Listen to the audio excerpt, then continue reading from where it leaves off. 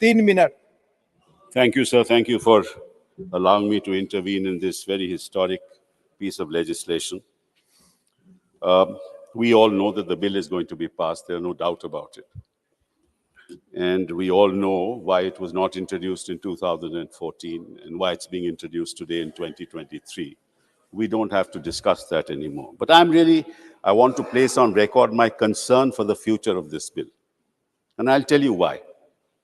There have been about 3 delimitations that have taken place in this country: 1952, 1962, 1972, which was completed in 1976.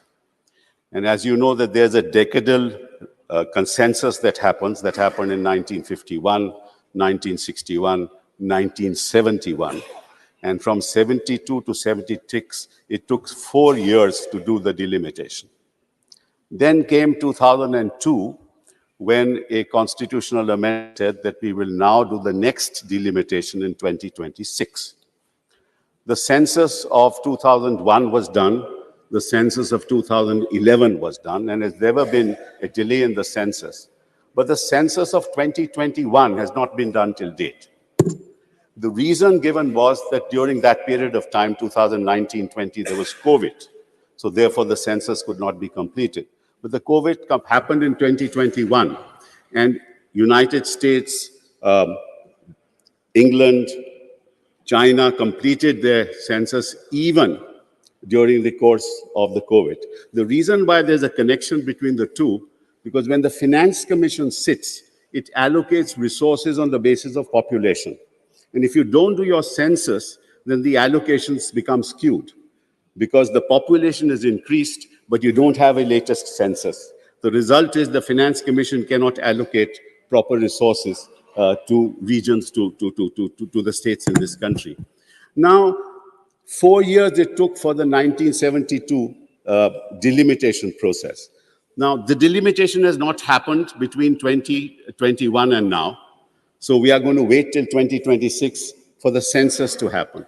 Now, if the census happens in 2026, and the census will reveal the new population figures, and the reason why it was frozen in 2002 was that by 2026, the Health Ministry gave an opinion that by 2026, the entire population will not be growing anymore.